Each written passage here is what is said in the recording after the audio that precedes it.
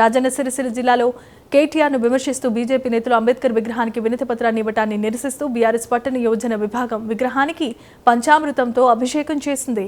అంబేద్కర్ విగ్రహం కూడలి అభివృద్ధి కేటీఆర్ హయాంలోనే జరిగిందని బీఆర్ఎస్ నేతలు తెలిపారు. అభివృద్ధిని చూడలేకపోతున్న బీజేపీ నేతలకు మళ్లీ కంటి వెలుగు అవసరమంటూ ఎద్దేవా చేశారు.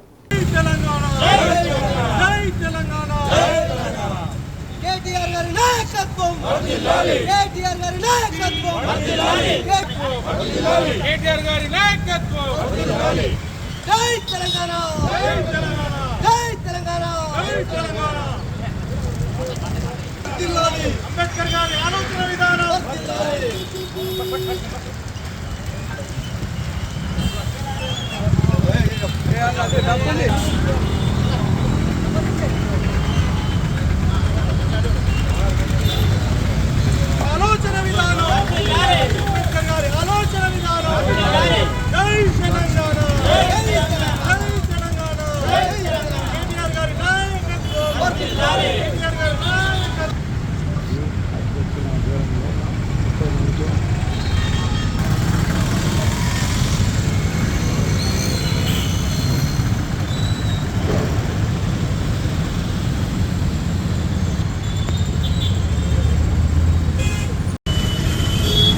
రోజున సిరిసిల్ల బీజేపీ పట్టణ శాఖ ఆధ్వర్యంలో గౌరవ అంబేద్కర్ విగ్రహానికి పాలాభిషేకం చేస్తూ మరి కేటీఆర్ గారిని విమర్శిస్తూ అంబేద్కర్ గారికి వినతి పత్రం ఇవ్వడం జరిగింది.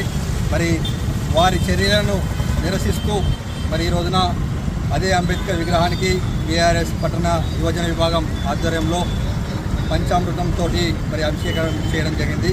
ఈ సందర్భంగా బీజేపీ పట్టణ నాయకులకు ఒక చిన్న సూచన ఏమిటంటే, ఈ అంబేద్కర్ కాంస్య విగ్రహం కూడా కేటీఆర్ గారు మంత్రి గారు ఉన్నప్పుడే ఈ కాంస్య విగ్రహం మనము శిక్షలా పెట్టుకోవడం జరిగింది. అలాగే ఈ కూడలి కూడా, ఈ అంబేద్కర్ కూడలి కూడా ఈ రోజున అందంగా ఉందంటే దానికి కారణం కేటీఆర్ గారని ఈ సందర్భంగా తెలియజేసుకుంటున్నాం. అలాగే కేసీఆర్ గారి హయాంలో కంటి వెలుగు అనే ఒక అద్భుతమైన పథకం మరి కేసీఆర్ గారు ప్రవేశపెట్టడం జరిగింది. ఈ కంటి వెలుగు పథకం యొక్క లక్ష్యం ఏమిటంటే, ఎవరైతే కళ్ళు కనబడాయో వారికి కంటి పరీక్షలు నిర్వహించి వారికి చికిత్సల ద్వారా మంచి వైద్యాన్ని అందించి వారికి కళ్ళజోడు ఇవ్వడం ఈ కంటి వెలుగు యొక్క ముఖ్య ఉద్దేశం. మరి ఈ రోజున సిరిసిల్ల పట్టణంలో కేటీఆర్ గారు చేసినటువంటి అభివృద్ధి కళ్ళుండి చూడలేకపోతున్న బీజేపీ పట్టణ నాయకులకు నేను చెప్పేది ఏమిటంటే, ఖచ్చితంగా వచ్చే 2 సంవత్సరాల్లో టీఆర్ఎస్ ప్రభుత్వం అధికారంలోకి వస్తుంది. మళ్ళీ కేసీఆర్ గారు ముఖ్యమంత్రిగా బాధ్యతలు తీసుకుంటారు. అప్పుడు ఖచ్చితంగా మీకు కంటి పరీక్షలు చేయించే బాధ్యత బీఆర్ఎస్ పట్టణ శాఖ తెలియజేసుకుంటుందని మాకు తెలియజేసుకుంటాం. అలాగే ఈ మధ్య కేటీఆర్ గారి స్మరణ బీజేపీ నాయకులు బాగా చేస్తున్నారు. ఈ విధంగానైనా వాళ్ళు పుణ్యం కట్టుకుంటున్నారు.